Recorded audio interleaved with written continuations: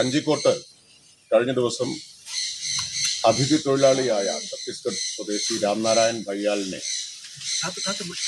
ആൾക്കൂട്ട വിചാരണ നടത്തി കൊലപ്പെടുത്തിയതിന്റെ പിന്നിൽ സംഘപരിവാറിന്റെ വിദ്വേഷ രാഷ്ട്രീയമാണ്.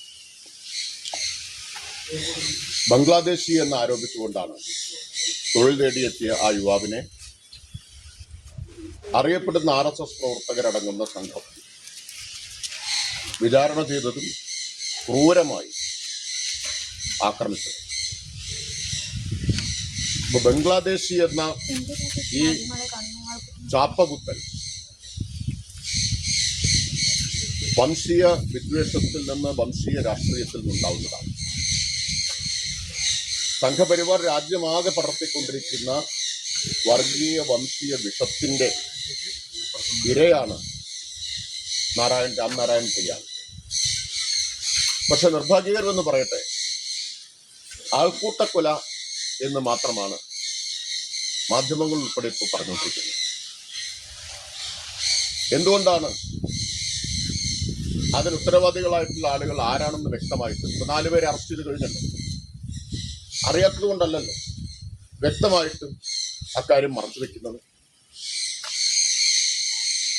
2 CPM പ്രവർത്തകരെ വീട്ടിൽ കയറി വെട്ടിക്കൊല്ലാൻ ശ്രമിച്ച കേസിലെ പ്രതികളുമാണ് ഈ പ്രതികൾ.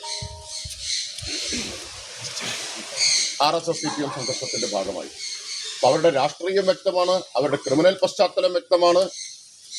എന്നിട്ടും അത് മറച്ചുവെക്കാൻ, ആ വിദ്വേഷ രാഷ്ട്രീയമാണ് ഇതിന്റെ പിന്നിലെന്ന വസ്തുത മറച്ചുവെക്കാനാണ് ശ്രമം നടക്കുന്നത്. ഇതില് ഏതെങ്കിലും തരത്തിലുള്ള CPM വിദൂര ബന്ധമെങ്കിലും ഉണ്ടായിരുന്നെങ്കിൽ എങ്ങനെ ആഘോഷിക്കപ്പെട്ടിട്ടുണ്ടാകുമായിരുന്നു ഈ ആൾക്കൂട്ടക്കൊല? നിങ്ങളെല്ലാം എങ്ങനെയായിരിക്കും വാർത്ത കൊടുക്കുക? ആരെല്ലാം മറുപടി പറയേണ്ടി വന്നേനെ? ഇപ്പൊ സംഘപരിവാർ നേതൃത്വത്തിന് നേരെ ഒരു ചോദ്യവും വരുന്നില്ലല്ലോ, മിണ്ടുന്നതേ ഇല്ലല്ലോ. അവരുടെ പ്രതികൾ അവരുടെ പ്രവർത്തകരാണ് എന്ന കാര്യം. ചില വാർത്തകൾ ഞാൻ ഈ സന്ദർഭത്തിൽ ഓർമ്മിക്കുകയാണ്. CPM നേതാവിന്റെ ഡ്രൈവറായിരുന്നയാളുടെ ബന്ധു എന്നെല്ലാം പറഞ്ഞ് വാർത്തകൾ വന്ന് ഓർക്കുകയാണ്. ഇവിടെ നേരിട്ട് പ്രകടമായിട്ടും ഇക്കാര്യം വന്നിട്ടും ഇത് മറച്ചുവെക്കുന്നത് വളരെ വളരെ നിർഭാഗ്യകരമാണ്. അത് മറച്ചുവെക്കുക വഴി നാം ഈ വിദ്വേഷ രാഷ്ട്രീയത്തിന് വളമിടുകയാണ് ചെയ്യുന്നത്. അതിനെ തുറന്നു കാണിക്കാൻ മാധ്യമങ്ങൾ മുന്നോട്ട് വരേണ്ടതുണ്ട് എന്നാണ് ആദ്യമായിട്ട് പറയാനുള്ളത്. ആ കുടുംബത്തിന്റെ കൂടെയാണ് സർക്കാരുള്ളത്. പ്രതികളെ 4 പേരെ ഇപ്പോൾ ഉടൻ തന്നെ അറസ്റ്റ് ചെയ്ത് കഴിഞ്ഞു. 5 പേരെ അറസ്റ്റ് ചെയ്ത് കഴിഞ്ഞു. ക്രൈംബ്രാഞ്ച് കേസന്വേഷണം ഏറ്റെടുത്തിട്ടുണ്ട്.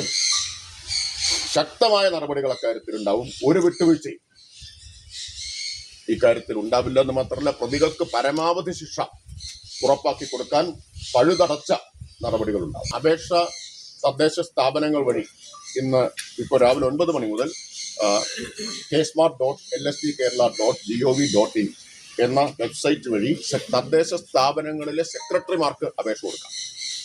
അപേക്ഷ കൊടുക്കാൻ അർഹരായിട്ടുള്ള ആളുകൾ മുൻഗണനാ കാർഡുള്ള 35 വയസ്സിനും 60 വയസ്സിനിടയിൽ പ്രായമുള്ള, മറ്റ് ആനുകൂല്യങ്ങളൊന്നും ലഭിക്കാത്ത സ്ത്രീകളാണ്. ഇന്ന് മുതൽ അവർക്ക് അപേക്ഷ കൊടുക്കാം. പിന്നീട് അപേക്ഷകരിൽ നിന്ന് അർഹരായിട്ടുള്ള ആളുകളെ തിരഞ്ഞെടുക്കും. പ്രായം തെളിയിക്കുന്ന രേഖകൾ ഹാജരാക്കണം. പിന്നെ ഒരു അഫിഡവിറ്റ് ഹാജരാക്കേണ്ടതുണ്ട്. തെറ്റായിട്ട് കൈപ്പറ്റിയാൽ 18% പലിശ ചേർത്ത് തിരിച്ചു പിടിക്കുകയും ചെയ്യും. ഇതിന്റെ പ്രത്യേകത, ലോക ചരിത്രത്തിൽ ആദ്യമായി, ഞാൻ അടിവരയിട്ട് പറയുന്നു, ലോക ചരിത്രത്തിൽ ആദ്യമായി വീട്ടകങ്ങളിലെ വീട്ടമ്മമാരുടെ അധ്വാനത്തെ ഒരു സർക്കാർ അംഗീകരിക്കുന്നു എന്നതാണ്. ആ അധ്വാനത്തിനൊരു മൂല്യമുണ്ട് എന്നൊരു ഗവൺമെന്റ് അംഗീകരിച്ചിരിക്കുകയാണ്. 1000 രൂപയുടെ സ്ത്രീ സുരക്ഷാ പദ്ധതി എന്ന ധനസഹായം മാത്രമല്ല പ്രശ്നം. ഇന്ന് വരെ വീട്ടമ്മമാരുടെ അധ്വാനം ഒരു കണക്കിലും വരാത്ത കാണാപ്പണിയായിരുന്നു. എന്നാൽ ഈ ചരിത്രപ്രധാനമായ തീരുമാനത്തോടുകൂടി ഒരു കണക്കിലും വന്നിട്ടില്ലാത്ത ആ കാണാപ്പണിയെ കേരളത്തിലെ പിണറായി വിജയൻ നേതൃത്വം കൊടുക്കുന്ന LDF ഗവൺമെന്റ് അംഗീകരിച്ചിരിക്കുന്നു. നാളെ ലോകം പകർത്തുന്ന മറ്റൊരു കേരള മാതൃകയായി ഇത് മാറുമെന്ന കാര്യത്തിൽ സംശയം വേണ്ട. അത് വളരെ വികസിതമായ രാജ്യങ്ങളിൽ അനേകം ക്ഷേമ പദ്ധതികളുണ്ട്, സോഷ്യൽ സെക്യൂരിറ്റി ബെനിഫിറ്റ്സ് ഉണ്ട്. പക്ഷെ ഇങ്ങനെയൊന്നുള്ളതായിട്ട് നമ്മൾ ആരും കേട്ടിട്ടില്ല. 31.34 ലക്ഷം സ്ത്രീകൾ അത് ഈ പദ്ധതിയിലൂടെ, സ്ത്രീ സുരക്ഷാ പദ്ധതിയിലൂടെ സ്ത്രീകളുടെ അന്തസ്സ് ഉയർത്തിയിരിക്കുക.